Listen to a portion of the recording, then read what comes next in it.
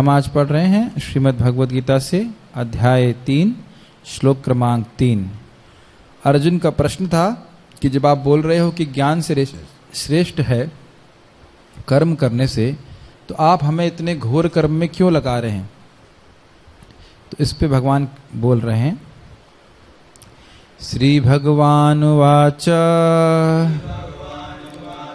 लोकेस्मिन् द्विविधा निष्ठा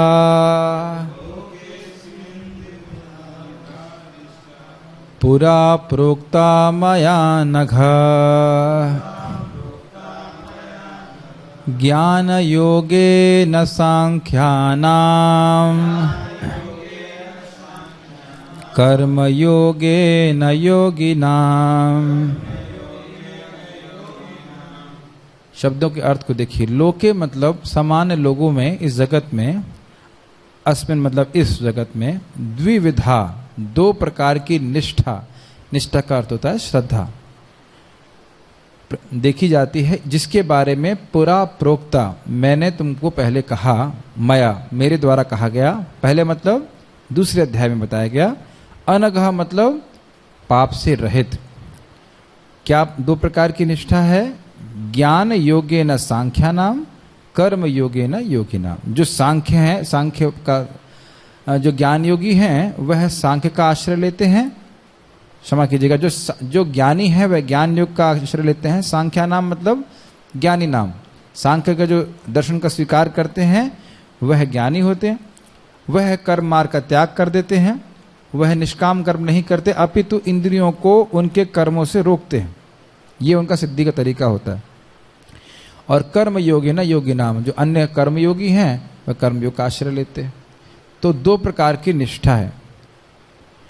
श्री भगवान, अन्वय इसका देख लीजिए। श्री भगवान वाचा मतलब श्री भगवान ने कहा, हे निष्पाप अर्जुन, मेरे द्वारा पहले ही प्रकृष्ट रूप से बताया गया, अच्छे से समझाया गया, मैंने कोई कन्फ्यूजन नहीं किया है। अस्मिन लोके अर्थात इस लोक में दो प्रकार की निष्ठा मतलब नित्य स्थिति या मर्यादा या विश्वास, निष्ठा का समझते हैं आप लोग। उसके अनुसार सांख्या नाम मतलब सांख्यवादियों के द्वारा ज्ञान योग से और योगियों के द्वारा कर्म योग से की जाती है। अनुवाद, श्री भगवान ने कहा, हे निष्पाप अर्जुन, मैं पहले ही बता चुका हूं, पहले मतलब दूसरे अध्याय में, कि आत्म साक्षात्कार का प्रयत्न करने वाले दो प्रकार के पुरुष होते हैं। कुछ इसे ज्ञान योग द्वारा समझने का प्रयत्न करते हैं, तो कुछ भक्तिमय सेवा के द्वारा। अब हम इससे पहले कि अब हम इसको थोड़ा सा पहले इसमें प्रवेश करने से पहले कुछ बातें सीखें। देखिए, ये हमने खूब चर्चा किया था दूसरे अध्याय में, जिसका हृदय पूरी तरह से शुद्ध नहीं है वह ज्ञान का अनुशीलन नहीं कर सकता। ज्ञान के लिए एक अधिकार चाहिए। इस जगत में हर व्यक्ति के पास श्रद्धा होती है, मानते हैं? नास्तिक को भी भगवान पे विश्वास नहीं है, मतलब किसी न किसी पे विश्वास है। तो वो जो श्रद्धा है, उस श्रद्धा के अनुसार व्यक्ति कार्य करता है। ये बात समझ में आ रही है? श्रद्धा है मेरे अपने बच्चों का पालन करूंगा, यही मेरे जीवन की सफलता है। श्रद्धा है कि मैं कॉलेज में जाऊंगा तो मेरी नौकरी मिल जाएगी। बिना श्रद्धा के, श्रद्धा है कि मैं गाड़ी चला रहा हूं तो मेरी गाड़ी पहुंच जाएगी। श्रद्धा आप लोग जानते हो, श्रद्धा मयम अयम पुरुषो यो यत् श्रद्धा स एव सा। जितनी भी जीव हैं सभी श्रद्धा से युक्त हैं। उनकी श्रद्धा विभिन्न गुणों के अनुसार विभिन्न हो सकती है, लेकिन श्रद्धा के बिना कोई कुछ नहीं जी सकता। तो भौतिक जीवन में भी श्रद्धा के आधार पर हम कार्य करते हैं। स्पष्ट है? भौतिक हो चाहे आध्यात्मिक हो, जैसी श्रद्धा है उसके अनुसार हमारे कार्य होते हैं। तो जिन लोगों की श्रद्धा उतनी विकसित नहीं है वह कर्म योग करते हैं। अब अपने बुद्धि योग के बारे में याद है, बुद्धि योग में माम शृणु, भगवान ने बुद्धि योग के बारे में बोला था। बुद्धि योग के दो विभाजन कीजिए। जो व्यक्ति आत्म का अनुभव करना चाहता है, उसे भगवान के बारे में ज्ञान नहीं है, वह कर्म योग करता है। उसी बुद्धि को, उसकी बुद्धि कहाँ लगी है? आत्मा में निष्ठा है कि मैं इन निष्काम कर्म का योग करूंगा और मेरे शुद्ध हो जाऊंगा, मेरा चित्त शुद्ध हो जाएगा तो मुझे आत्मा की अनुभूति हो जाएगी। ठीक, अब यही बुद्धि योग भक्ति योग कहलाता है। जब कोई कहे कि नहीं मैं निष्काम भावना से भगवान की सेवा करूंगा तो उसे भगवत अनुभूति हो जाती है। तो बुद्धि योग हो गया एक क्लास, ये जेनेरिक टर्म हो गया या एक सामान्य शब्द हो गया, उसके दो विभाजन हो गए। तो प्रभुपाद जी यहाँ पे प्राय कर्मयोग को भक्ति योग ही कहते हैं। तो फिर भी लेकिन एक विभाजन है, तो उसको अर्थ समझते हुए चलना चाहिए। अच्छा, तो इसमें और इसको श्रेष्ठ भी बोलते हैं भगवान, क्योंकि क्रियाओं को त्यागना इस जीव के लिए बड़ा मुश्किल है, कर्मों को त्यागना मुश्किल है, तो कर्म भगवान के लिए करना बड़ा आसान होता है। लेकिन कुछ लोग जिनका रुचि ज्ञान में होती है तो वह इंद्रियों के कार्यों को त्यागते हैं और इस प्रकार से अपने चित्त को अंतर्मुखी करते हैं, इसके द्वारा वे आत्म साक्षात्कार प्राप्त करते हैं। तो ये सब हमने दूसरे अध्याय में चर्चा किया था, यही भगवान बोल रहे हैं। और ये दोनों जो निष्ठाएं हैं वो अलग अलग लगती हैं, लेकिन उद्देश्य जो है वो आत्म साक्षात्कार ही है। बस व्यक्ति की अधिकार के अनुसार, उसकी श्रद्धा के अनुसार वह अलग अलग मार्ग को चुनता है, ये बात बोली जा रही। ठीक है, लेकिन नेति नेति कहते हुए वो आगे बढ़ते हैं। एग्जैक्टली। तो अब ये मैं आपने देखा, ये आत्मा साक्षात्कार वाले नेति नेति कहते हैं। यस यस, ये गलत मार्ग नहीं है, लेकिन ये ज्ञान का मार्ग है। भगवान ने बोला ना, आत्मा को चला नहीं सकते, नहीं सकते, ऐसा ये वस्तु नहीं है जिसको तुम जला सकते हो, तो मतलब ये ऐसी वस्तु नहीं है जिसको जला सकते हो। तो आप वहां कहेंगे ये भी वस्तु नहीं है। मान लकड़ी है, लकड़ी को जला सकते हैं, मतलब ये आत्मा नहीं है। तो ये नेति नेति का प्रिंसिपल होता है कि करते हैं ऐसे। गीता भूषण टीका। अच्छा, इससे पहले हम आगे प्रवेश करें, एक बहुत सूक्ष्म बात है।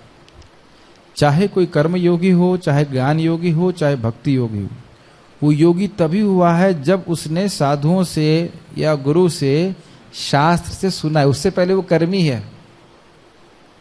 बात समझ में आई? बहुत इंपॉर्टेंट है। जब और हम जब तक नियमित रूप से सुने नहीं तो हमारी श्रद्धा में कमी आएगी। मेरी बात आप समझ रहे हो? आप भक्ति कर रहे हो क्योंकि कभी न कभी आपने सुना था, तो ऐसा नहीं कि एक बार सुन लिए तो पूरा हो जाता है। नियमित रूप से श्रवण करते हैं तो हमारी भक्ति लगता है बढ़ती जाती है। एक चीज मैं और बोलना चाहता हूँ, बड़ी प्रेरणादायक मेरे हृदय में बात आ रही थी। आप प्रत्यक्ष देख रहे हो, हमारे केशव प्रभु यहाँ पे पेड़ उगा रहे हैं। तो आप मान लो किसी पेड़ का बीज डालते हो या लता का बीज डालते हो, तो आप खेत में उसमें खाद पानी दे रहे हो, तुरंत कुछ दिखाई नहीं पड़ता है, लेकिन आपको पूरा विश्वास है कि मैं सीधे कर रहा हूं तो पत्ते निकलेंगे, तब भी कुछ नहीं दिख रहा आपको। फिर कई समय के बाद आपको उसमें फूल या फल आते हुए दिखाई पड़ते हैं। मेरी बात समझ रहे हैं? तो ये विश्वास होगा तभी तो आप जल और खाद डालते रहोगे। आपको कह रहे 2 साल हुआ कुछ नहीं निकला ना, उसकी जमीन तैयार हो रही है, समझ रहे ना? जमीन तैयार हो रही है, आप खेत दे रहे हो, खाद दे रहे हैं, जल दे रहे हैं, एक समय आकर के फल प्राप्त होगा। तो ये जो भक्ति है, ये हम अगर श्रवण नहीं करते, सिर्फ श्रवण आधार है। श्रवण कीर्तन जले करे सिंचन। जब श्रवण करते हैं तब हमारी श्रद्धा जो है वो शास्त्रीय होती है, तो हमें उन जो भक्ति की क्रियाएं हैं उन पर विश्वास होता है कि हमें हरि नाम करना है, हम समय नहीं बर्बाद कर रहे जब हरे कृष्ण मंत्र कर रहे हैं। और माया की केवल यही ट्रिक होती है, अरे तुम क्या कर रहे हो, टाइम बर्बाद कर रहे हो, ये हरे कृष्ण से क्या फायदा होता है। फिर आप शास्त्र पढ़िए, एक नाम से कोटि जन्मों के पाप नष्ट होते हैं, अरे इतनी बढ़िया चीज है, कैसे भी करो फायदा होता है। अच्छा टेस्ट नहीं है, कोई बात नहीं, करता हूं मैं, फायदेमंद। मैं उदाहरण आपको दे रहा हूं, उससे पहले हम प्रवेश करें। एक हमारे स्टूडेंट है, वो कॉल सेंटर में काम करते हैं। मैंने कितनी देर बोलते हो, कहते 8 घंटा, सैलरी कितनी मिलती है 18,000। तो मैंने कहा 18,000 के लिए 8 घंटा बोल सकते हैं हम लोग, भगवत धाम जाने के लिए 2 घंटा नहीं बोल सकते हरे कृष्ण। और उनको वो चर्चा उनको भी अच्छी नहीं लगती। तो मैं खाली ये बोल रहा हूं कि कोई भी योग है उसका आधार है हम नियमित रूप से शास्त्र श्रवण जरूर करें, उस पर विश्वास बनाए रखने के लिए। हल्दर महाराज कह रहे थे कि जैसे गाय को खूंटे से बांधा जाता है, हाँ, तो हर दिन खूंटा जो है कमजोर हो जाता है, तो सुनना है कि एक लाठी मारते हैं तो वो मजबूत रहता है। बहुत तो उसी अच्छा तरह हमारा जो है रोज हम जो है जाते हैं तो श्रवण सुनते तो हमारा मन फिक्स होता है कि मुझे भक्ति करनी है। और एक और उदाहरण इस पे था कि अगर आप कहीं जा रहे हैं और बीच में वाई रोड आ जाती है, 2 रोड जा रही हैं, एक इधर और उधर, अगर आप सही रोड पे भी हैं लेकिन उसमें लिखा नहीं कि दिल्ली जा रही है, तो आपका स्पीड ढीली हो जाएगी कि मैं सही रोड पे हूं। और हमारे संग ऐसा हो चुका है एक बार। मेरे ख्याल से पार्थ स्वरूप तुम्हारे संग थे या नहीं थे मुझे याद नहीं, बस पार्टी में लेके गए, वो रोड पूरी खोद दी उन्होंने, तो सारे मिल के पत्थर गायब हो गए। तो रोड तो सही रोड पे थे हम लोग, लेकिन हमें लग रहा है अरे सही पे है क्या। तो ये बार बार शास्त्र हमको सुनिश्चित करता रहता है तुम सही मार्ग पे हो, भक्ति करते रहो, नाम जप करते रहो, नाम त्यागो मत, भगवान तुमको जरूर स्वीकार करेंगे। तो भगवान से तो हम अभी तक मिले नहीं है, तो इसलिए भगवान का अंदाजा हमें शास्त्र से मालूम चलता है। तो इसलिए मैं बात बोल रहा हूँ कि नियमित रूप से सुनने से ये कर्म योग ज्ञान योग जो कुछ भी समझ पा रहे हो, शास्त्र सुनना जरूरी है। चलिए अब पढ़ते हैं। प्रश्न पूछे जाने पर भगवान अब यहाँ उत्तर दे रहे हैं, हे अनघ। अब इस शब्द बड़ा इंटरेस्टिंग है, अर्थात हे निष्पाप बुद्धि वाले पार्थ, मतलब आपकी बुद्धि तो निष्पाप है, आप क्यों भ्रमित हो रहे हैं, समझ रहे? अनघ कहने का अर्थ है वो जो पापी व्यक्ति वो भगवान के बारे में नहीं समझ पाता है, आध्यात्मिक विषय नहीं समझ पाता है, तो आपको तो दिक्कत नहीं होनी चाहिए, आप तो निष्पाप हैं, आप कैसे नहीं समझ पा रहे हो? आप कर्मनिष्ठ बुद्धि और ज्ञान निष्ठ बुद्धि के प्रधान गुणों के भाव को जानते हो, जो परस्पर विरोधी स्वभाव के हैं, जैसे तेज और तम, तो आप इस शंका से प्रेरित होकर क्यों पूछ रहे हैं कि आपका अधिकार क्या है? ये समझिए इस लाइन को, बड़ा इंटरेस्टिंग है। कर्मनिष्ठ बुद्धि में कर्म को बढ़ावा दिया जाता है। कर्माण्यवाधिकार अस्ते, सब जानते हो, कर्म करने में तुम्हारा अधिकार है, कर्म करो, मां फलेषु कदाचन, ये बात बोलते हैं। और ज्ञान में क्या होता है? कर्म को रोकने की बात होती है। तो जिस प्रकार से अंधकार और रोशनी अलग अलग है ना, विरोधी है ना, बिल्कुल अलग है, इस प्रकार से ज्ञान योग का स्वरूप या जो उसमें होता है और कर्म योग जिसमें जो होता है वो बिल्कुल अलग है। भले प्रभाव उधर की ओर ही हो, आत्म साक्षात्कार की ओर हो। ज्ञान योग में व्यक्ति इंद्रियों को रोक लेता है, कुछ काम नहीं करता, कर्मेंद्रिय इत्यादि को रोकता है और चिंतन करता है, मनन करता है। और कर्म योग में वह क्रियाओं को क्रियान्वित करता है, इंद्रियों को क्रियान्वित करता है। तो एक जगह इंद्रियों को रिलीज किया जा रहा है और एक जगह इंद्रियों को वापस लिया जा रहा है। तो आपको समझ में नहीं आया तो बस स्पष्ट समझ में आ रहा है। तो कह रहे हैं, हे अनघ, आप तो निष्पाप हो, आप ये क्यों बोल रहे हो? आपका अधिकार क्या है? आप जानते हो आपका अधिकार क्या है? कहने करते हैं आपका अधिकार अभी कर्मयोग का है, आप क्षत्रिय हो। ध्यान दीजिएगा, मैं अभी अर्जुन को केवल क्षत्रिय के रूप में बोल रहा हूँ। वैसे वो प्रेमी भक्त हैं, ऐसे तो उनको इल्यूजन भी नहीं होना चाहिए, लेकिन एक क्षत्रिय के रूप में देखें तो उनका अधिकार था कि वो कर्म करें, युद्ध करें और भगवान की सेवा करें इस प्रकार से। तो यह शंका अर्जुन ने जायसी चेत कर्मणस्ते वाली पहले श्लोक में प्रस्तुत करी थी कि यानी क्षत्रिय का कर्म भले ही घोर लगे, लेकिन अगर निष्काम भावना से कर रहा है तो क्षत्रिय को भी प्रगति कराएगा। आपको याद है कि जब क्षत्रिय युद्ध में मरता है तो उसको वही गति प्राप्त होती है जो सन्यासी को प्राप्त होती है। तो भले ही घोर कर्म हो, लेकिन उसके लिए शास्त्र प्रेस्क्राइब कर रहा है तो उसके लिए कल्याणकारी मार्ग कारण बनता है। याद होगा, मैंने पढ़ाया था इस बात को। ठीक है, ठीक है। मुझ सर्वेश्वर के द्वारा पिछले अध्याय में 2 प्रकार की निष्ठाओं का वर्णन हुआ था जो 2 प्रकार के लोगों में पाई जाती है, और उस निष्ठा का कारण उनका शुद्ध या अशुद्ध चित्त होता है और उनकी मुक्ति की अभिलाषा होती है। इसको समझिए, कर्म योगी भी कर्म के बंधन से मुक्त होना चाहता है। समझ में आया? इसलिए अपने कर्मों को कृष्ण को देता है। क्लियर? ज्ञान योगी भी कर्म बंधन से मुक्त होना चाहता है, लेकिन यानी कि साध्य क्या है? उन लोगों का साध्य क्या है? कर्म बंधन से मुक्ति। ये शुद्ध भक्ति नहीं है, लेकिन मुक्ति। ठीक, समझ में आ रहा है? यहां पहुंचना है, लेकिन मार्ग में थोड़ा भिन्न है। कौन सी गाड़ी पकड़ रहे हैं वो थोड़ा भिन्न है। अच्छा, एक और बात, जिसका चित्त पूरी तरह शुद्ध नहीं है वह ज्ञान योग का अनुशीलन नहीं कर सकता। इस चीज को भगवान बोलेंगे, तुम इंद्रियों को सीमित कर ली और मन से तुम भोग के बारे में सोच रहे हो तो ये मिथ्याचार है, यानी तुम्हारा अधिकार ज्ञान के ऊपर नहीं है। जैसे अब हम कहें कि हम दिन भर बैठ के माला करेंगे, ठीक है, लेकिन वाकई तुम्हारा अधिकार है क्या? तो माला करने की बजाय सो जाएगा या बहुत सारी बातें करेगा, अहंकार आ जाएगा उसको, देखो मैं कितनी माला करता हूं, फिर तो कहाँ हुआ माला? माला तो त्रिणा देवी की भावना से होना चाहिए। ये आपको पता है, आजकल मैं 1 लाख माला कर रहा हूँ। मुझे एक भक्त ने मैं ऐसी गेट पे था, ऐसे मतलब बोला जी ठीक है, हाँ मैं ठीक हूँ, आपको पता है now I am chanting 1 lakh. तो जो वाकई 1 लाख कर रहा है तो क्यों बताएगा आपको? पता पकड़ के आपको पता है मैं 1 लाख कर रहा हूँ, मतलब उसका अधिकार नहीं है अभी करने का, केवल उसके हृदय में वो अहंकार फुला रहा है उसको। मैं किसी की 1 लाख करने के विरुद्ध नहीं हूं, लेकिन अगर आप कर रहे हैं तो आप बस दिखाएंगे नहीं मैं इतना कर रहा हूं, मतलब दिखाने के लिए कर रहा है। खैर चलो वो जो एक अलग बात है। तो खैर पॉइंट यहां पे है कि जिसका चित्त शुद्ध नहीं उसे कर्म करना ही पड़ेगा। उसको कर्म की भावना है तो उस कर्म को भगवान के लिए करना सही रहेगा। प्रभुपाद आके बताएंगे कि झाड़ू मार रहा है स्वीपर, वो श्रेष्ठ है उस व्यक्ति से जो केवल दिखावा करके बस जो है चुपचाप बैठा हुआ है और वो कर्म इंद्रियों को सीमित किया हुआ है। कर्म इंद्रिय मतलब हाथ पैर जो भी है। और जैसे अब क्या होगा, जब वह इस प्रकार से सेवा करते करते शुद्ध हो जाएगा तब वह अपनी इंद्रियों को सीमित कर सकता है इस प्रकार से। प्रभुपाद आगे बताएंगे 6ठे अध्याय में कि जब इस प्रकार से शुद्ध हो जाता है, उसका पूरा चित्त शुद्ध हो जाएगा, तब वह शांति से भागवत बैठ के पढ़ सकता है। मैंने एक बार एग्जाम्पल दिया था, राधा गोविंद महाराज जी अपने शिष्य को बोले, वो बड़े रजगुणी थे, महाराज बोले अरे भाई बैठ के थोड़ा भागवत पढ़ो, तो महाराज के कहने में बैठ गए, फिर उनसे बैठा नहीं गया, फिर कुछ करने चालू कर। तो ऐसे व्यक्ति के लिए फिर आवश्यक है कि वह कुछ प्रैक्टिकल भगवान की सेवा में लगे, है ना। जैसे हमारे भी टीचर हैं, वो 8 घंटा भागवत में पढ़ लेते थे, लीला पुरुषोत्तम प्रभु को। मैंने कहा आप कैसे कैसे कर लेते थे? कहते हैं नेचुरल टेस्ट होना चाहिए। समझ रहे हैं मेरी बात? आप भागवत पढ़ रहे हो, आपको मालूम नहीं चल रहा है समय कहाँ निकल गया, तो फिर आपका अधिकार है भक्ति में, मतलब सीधे शुद्ध भक्ति करो। लेकिन नहीं है तो फिर करना पड़ता है। एक उदाहरण और दूंगा। प्रभुपाद जी बोले भाई हरे कृष्ण मंत्र से सब कुछ हो जाएगा, तुम लोग कर नहीं सकते हो, इसलिए मुझे अपना सर फोड़ना पड़ता है कि तुम्हें कैसे सेवा में नियोजित करूं। हाँ, तो ये चीज है।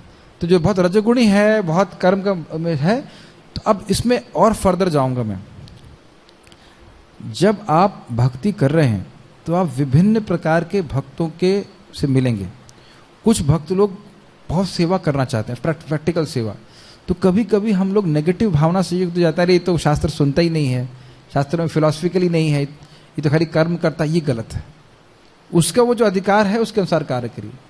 बड़ा अच्छा चीज मैंने से सीखा उससे कि कभी कभी भक्त हैं जो लोग कहते हैं हम खूब भगवान के लिए डोनेशन लाएंगे, चलो डोनेशन लाओ, कोई बात। उनको बोलो गीता क्लास में बैठेंगे तो उतना रुचि नहीं होगी। भागवत में बैठेंगे, आप नहीं देखोगे, बहुत सारे सुबह आप देखोगे भक्त नहीं बैठेंगे, उनका क्या बात चल रही समझ में नहीं आ रहा है। उनको बोलो कुछ बड़ा बड़ा कार्य करेंगे, हाँ अच्छा रहता है। महाराज बता रहे थे भागवत कथा हो रही थी, तो जो आयोजक थे वो क्लास में आ ही नहीं पाए। कहते ये भी भागवत धर्म है भाई, वो आयोजन नहीं करेंगे तो भागवत कथा कैसी होगी। मैं पूरा लेट मी फिनिश इट। तो हमें ही देखना चाहिए कि वो व्यक्ति कम से कम अपने अधिकार के अनुसार कृष्ण की सेवा में लगा।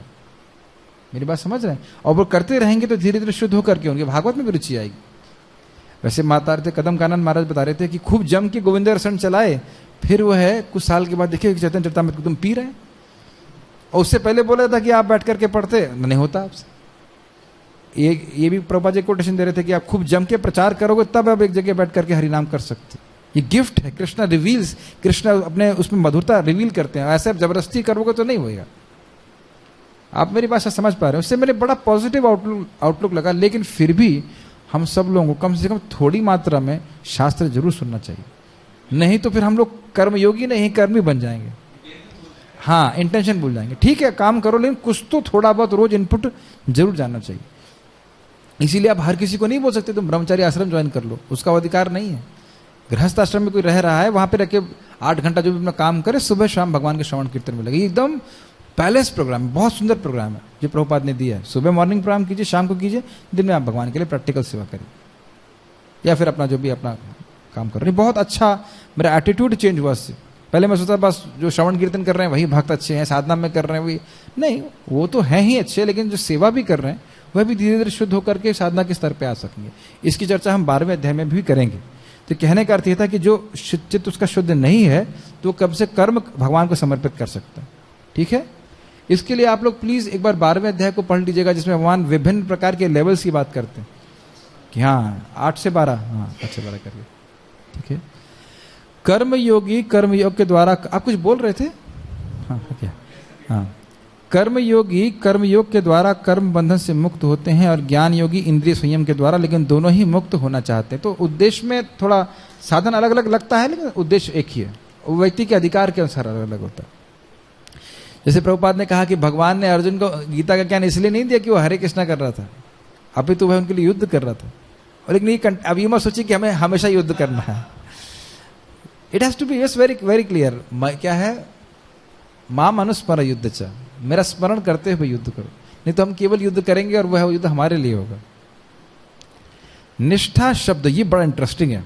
निष्ठा शब्द एक वचन में है, ना कि द्विवचन में। अब देखिए कितना सुंदर अर्थ ले रहे हैं। कह रहे हैं यह इंगित करता है कि एक प्रकार की ही निष्ठा होती है, अर्थात अर्थ यह है कि दोनों ही निष्ठाओं का उद्देश्य आत्म साक्षात्कार ही होता है। मेरी बात समझ गए? दोनों की निष्ठा क्या है? हमें कर्म बंधन से मुक्त होना है। तो इसलिए दोनों ही मार्ग ठीक है। हाँ ठीक है अगर आप अपने अधिकार के अनुसार कर रहे हो। गलत यह है कि अधिकार है कर्मयोगी का कर्म करने का और बनना चाहते हैं ज्ञान योगी, कर्म करने में बड़ी तकलीफ होती है, जैसा कि अर्जुन कर रहे थे। फिर अर्जुन प्रेमी भक्त हैं, लेकिन आप ऐसे समझिए कि क्षत्रिय के रूप में उनका कर्तव्य क्षत्रिय करने का। भगवान ने बोला भी था तुम अपने स्वभाव को दबा रहे हो, ये बाहर आएगा ही। ठीक है, मेरी बातें समझ रहे हैं आप लोग? यस। ऐसा नहीं है कि 2 निष्ठाएं हैं जिनमें 2 प्रकार की साधना और साध्य हो, अपितु एक ही निष्ठा है जिसके 2 प्रकार हैं। एक श्रद्धा ज्ञान योग की तरफ ले जा रही है, एक श्रद्धा जो है कर्म योग की तरफ ले रही है, एक प्रकार की, लेकिन उद्देश्य के।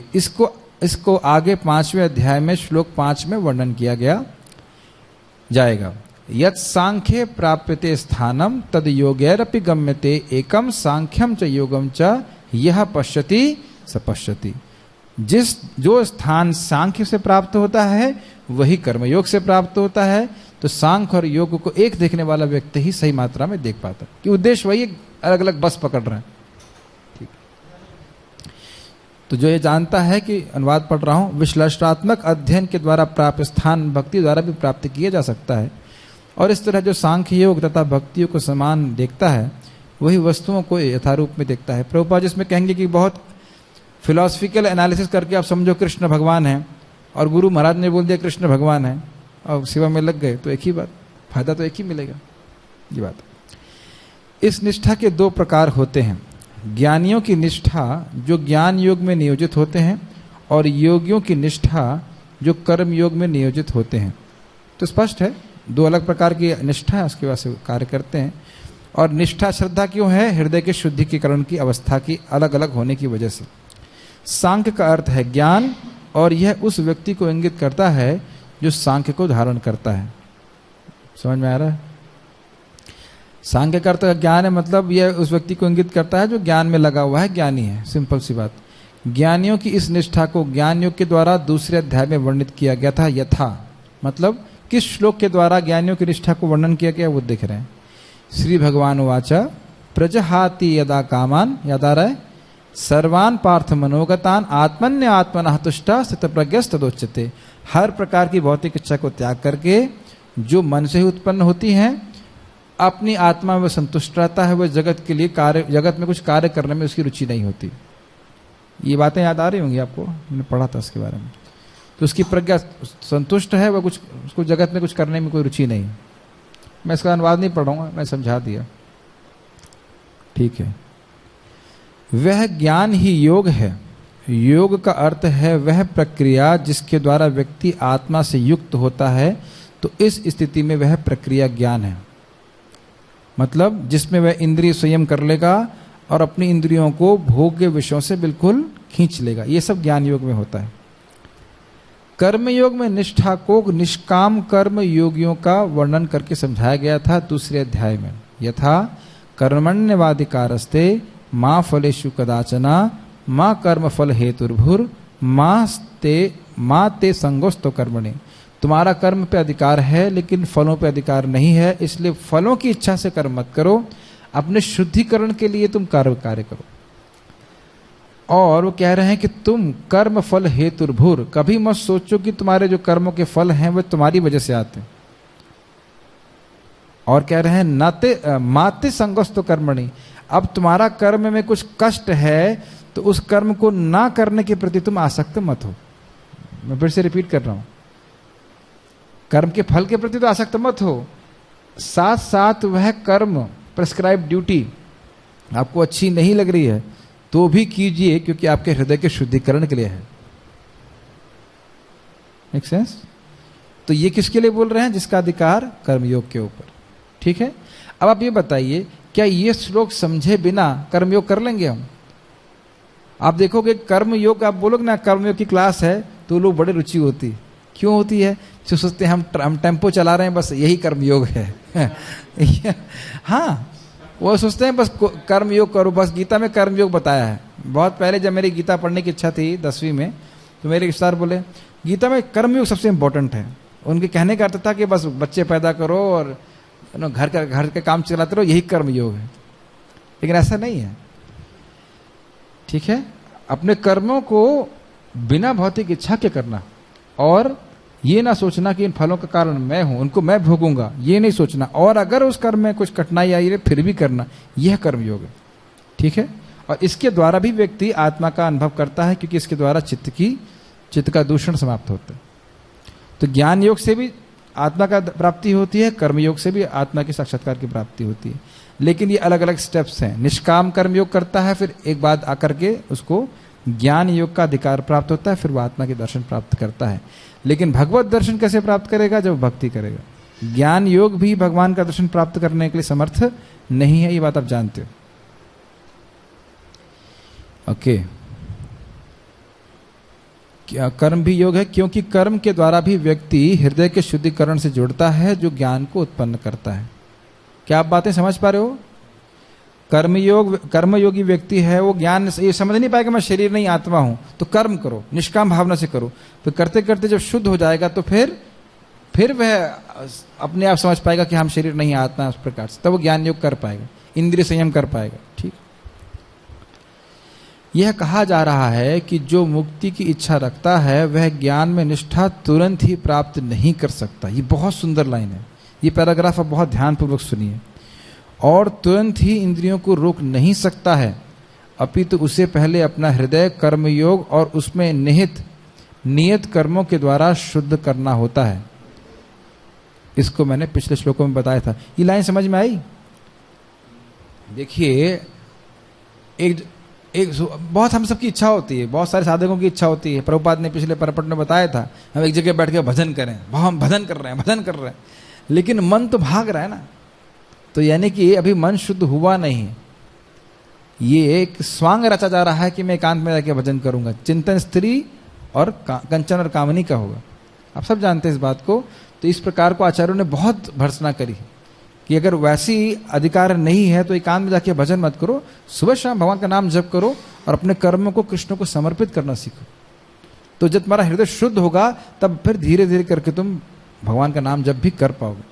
अब ये नहीं बोला जा रहा कि नाम जप करो ही मत, लेकिन ऐसा दिखावा मत करो अकेले जाकर के भजन करने का, फिर पतन होने की संभावना बहुत अधिक है। क्योंकि हम जंप नहीं कर सकते हैं, क्रमशः हृदय की शुद्धिकरण होता है। Make sense to you? ठीक है, इसी चीज को भगवान आगे के श्लोकों में भी बताएंगे। और ये यहाँ पे कोटेशन दिया जा रहा है, एषा ते विहिता सांख्ये बुद्धिर योगे तिमाम शृणु बुद्धिया युक्तो यया पार्था कर्म बंधम प्रहाससी। ये इसमें बता रहे थे भगवान गीता में कि अभी तक मैंने तुम्हें सांख्य के द्वारा बताया कि आत्मा क्या नहीं है, अब मैं तुमको बताऊंगा कि बुद्धि योग के द्वारा कैसे युक्त होकर के तुम कर्म बंधन से मुक्त हो सकते हो। अर्थात अगर तुम इस ज्ञान के स्तर पे नहीं हो कि तुम आत्मा हो, ये अनुभूति नहीं है, तो तुम अब बुद्धि योग का आश्रय लो और कर्म योग करके आत्मा का अनुभव प्राप्त करो। जिन्होंने क्लास सुनी होंगी उनके लिए आसान होगा, और जो पहली बार सुन रहे हैं उनको थोड़ा इंट्रोडक्शन होगा। यहाँ मैंने एवं इसका अनुवाद नहीं पढ़ रहे हैं, हम पढ़ चुके हैं इसको। ठीक है, तात्पर्य को पढ़िए, दशरथी प्रभु पढ़िए। द्वितीय अध्याय के 39वें श्लोक ने एक मिनट पहले बता देता हूँ, यानी भगवान ने कंफ्यूज नहीं किया है। भगवान ने ये बोला है कि जिसका अधिकार ज्ञान योग पे है वह ज्ञान योग करे, जिसका अधिकार कर्म योग पे है वह कर्म योग करे। कर्म योग उसको ज्ञान योग पे लेके आएगा, शुद्ध करेगा हृदय, और ज्ञान योग आगे जाकर के जब वो भक्ति करेगा तो भगवान की अनुभूति प्राप्त हो। ये सारांश है जो हमने अब तक समझा।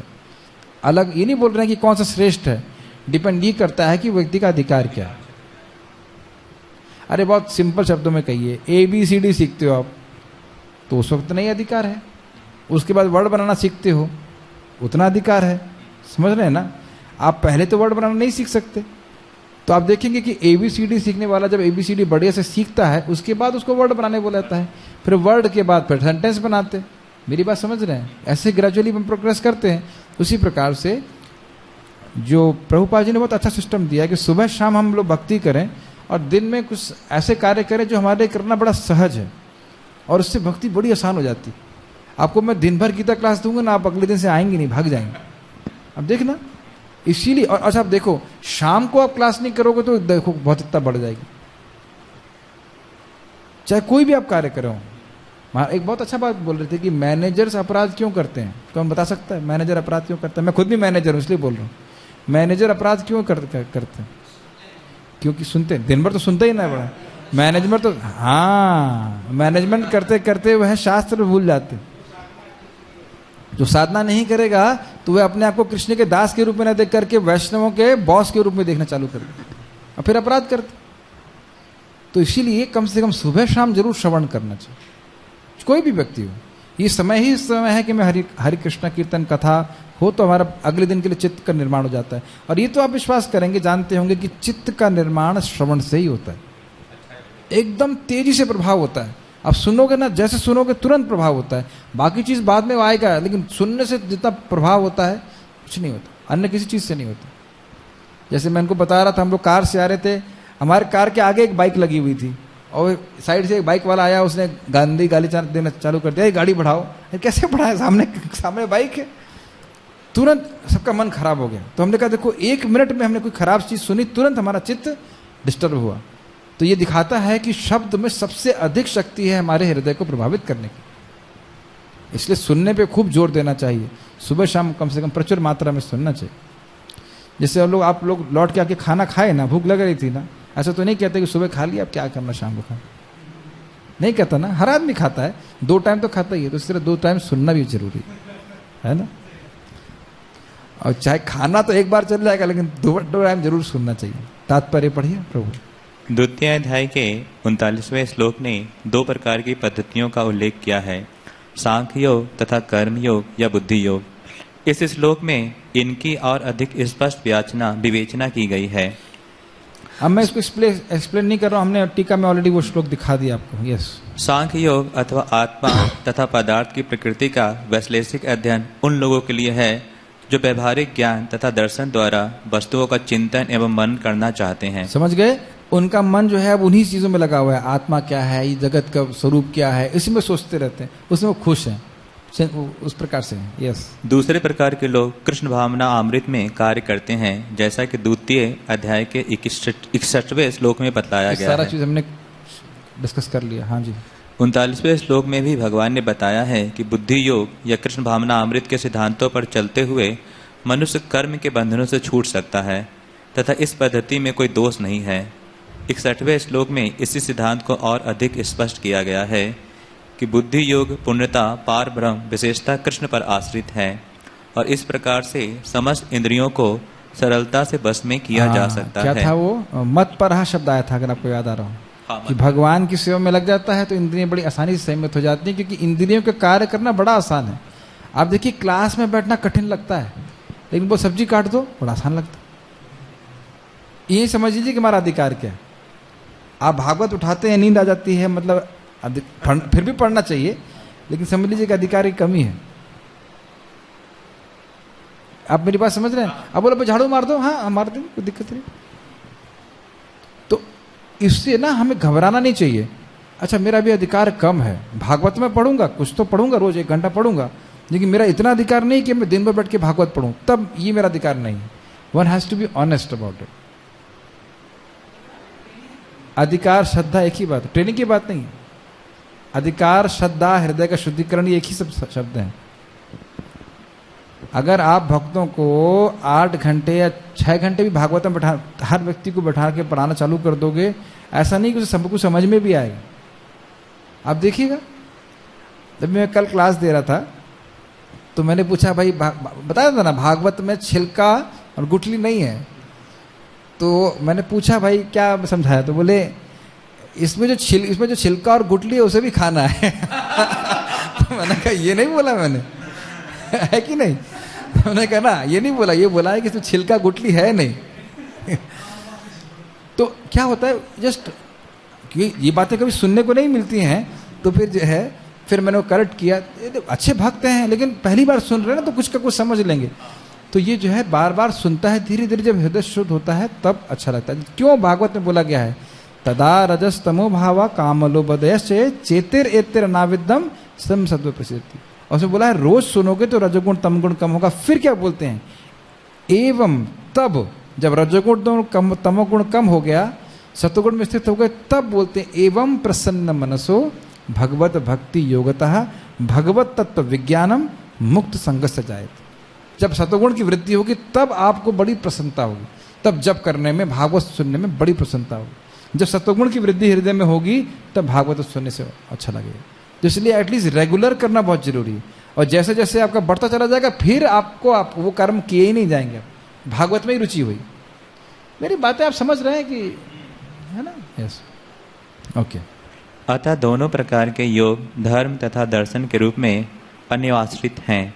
अन्योन्य आश्रित हैं। दर्शन विहीन धर्म मात्र भावुकता या कभी कभी धर्मांधता है और धर्म विहीन दर्शन मानसिक उपोह है। ये लाइन समझ में आई?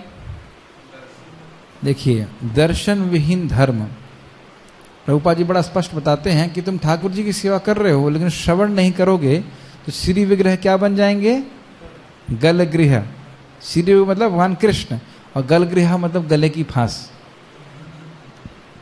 अब देखो जैसे शास्त्र क्या बोलता है, एक बूंद पानी जिसने भगवान को अभिषेक में अर्पित किया है उसे वैकुंठ प्राप्ति होगी। तो अगर नहीं सुनेंगे तो कहेंगे अरे मुझे अभिषेक करने के लिए क्यों बोल दिया। समझ रहे मेरी बात? ये 16 माला करने के लिए क्यों बोल दिया? जब सुनेंगे एक नाम से इतना फायदा होता है, अरे अच्छा है 16 माला बोला है करने के लिए। Make sense? तो जब हमारे पास दर्शन का आधार नहीं रहेगा तो हम कुछ हरे कृष्णा ऐसे कुछ गा दिया, कुछ ऐसे कर दिया, लेकिन उस पर जो किस तरह से करें जिससे हमें वाकई भक्ति में प्रगति नहीं समझ में आएगा। भावुकता में लोग करते हैं ऐसे, और कभी कभी धर्मांधता भी होती है। मेरे गुरु महाराज से दीक्षा लो और किसी गुरु महाराज से नहीं लेना, तो ये सब धर्मांधता है। ये दर्शन का गुरु को अलग देखना ये गलत है। मतलब इसी बल्ब से रोशनी आएगी, इधर से इधर बल्ब लगा दोगे तो जैसे अंधकार प्रकट होगा। आप जानते हो कि ये बल्ब भी रोशनी वही पावर हाउस से दे रहा है, ये वाला बल्ब भी अगर कनेक्टेड है तो पावर हाउस से दे रहा है। आपको कौन से बल्ब से लेना वो देख लीजिए। आप मेरी बातें समझ रहे हैं? तो ये सब क्यों हो रहा है? क्योंकि शास्त्र दृष्टि नहीं है। तो एक बात हो गई। दूसरा, सब आपने एनालिसिस कर लिया, कृष्ण ये है, नाम की महिमा ये है वो है, लेकिन नाम जप नहीं किया तो फायदा क्या? ठाकुर जी की सेवा नहीं किया, ठाकुर जी को प्रणाम नहीं किया, तो अब कितने श्लोक बोलते रहिए तो फायदा क्या? या प्रभुपाद बोलते थे कि एक हाथ में सिगार है दूसरे हाथ में वेदांत है, तो क्या मतलब?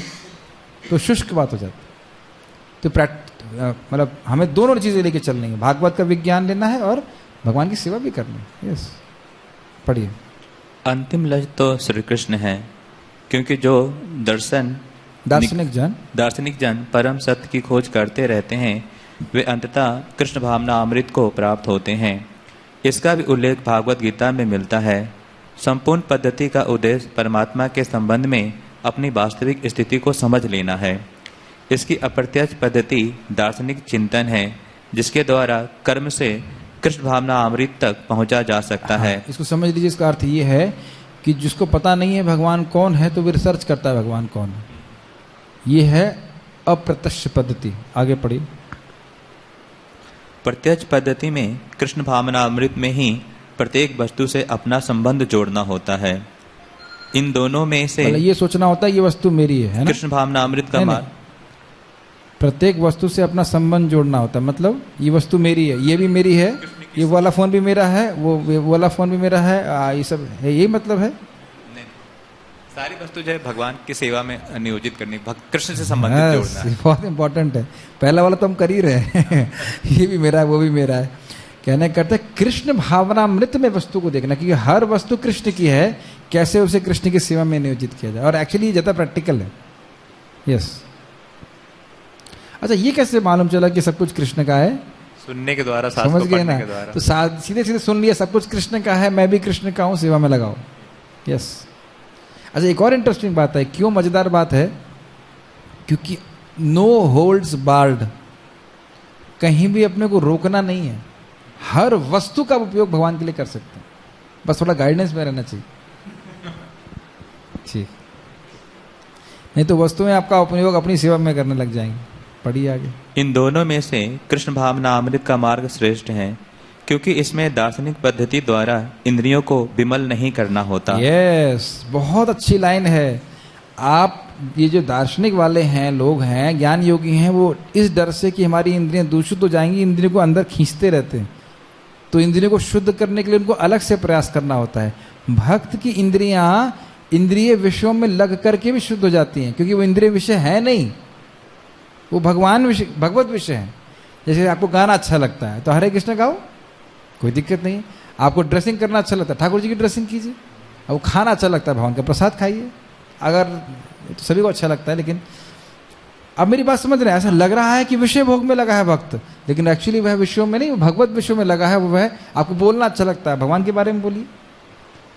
तब देख रहे हैं कहीं आपको रोका नहीं जा रहा है, वो वेगों को केवल डायरेक्ट कर दिया जा रहा है कृष्ण की तरफ। इसलिए बहुत आसान है और हमारी इंद्रियां शुद्ध भी हो जाती हैं। यस। कृष्ण भावना अमृत स्वयं ही शुद्ध करने वाली प्रक्रिया है। समझा दिया मैंने। और भक्ति की प्रत्यक्ष विधि सरल तथा दिव्य होती है। मैं चाहूंगा कि फिर से आप समझाइए, सरल क्यों होती है और दिव्य क्यों होती है? सरल इसलिए कि हमें जो है अपनी इंद्रियों को अकारण रोकना नहीं पड़ता, उसको भगवान की सफलता के लिए करना करना और है। दिव्य क्यों है? दिव्य होते कि इन्हीं कार्यों के द्वारा जो हमारी नेचुरल गुण है उन्हीं को हम कृष्ण में नियोजित करके हम दिव्य हो सकते हैं, भागवत धाम को प्राप्त कर यस, सकते हैं। बहुत सिंपल। जैसे आप भागवत चर्चा कर रहे हैं, मुक्त है, प्रसाद खा रहे हैं, मुक्त है, नाम कर रहे हो, मुक्त हो, भगवान की सेवा में जितनी समय लगा रहे हो आप गुणों में नहीं लग रहे हो। भगवान की सेवा में जितने समय हम लगे हैं, इसलिए हमेशा दिमाग लगा के कुछ ना कुछ सेवा में लगे रहना चाहिए।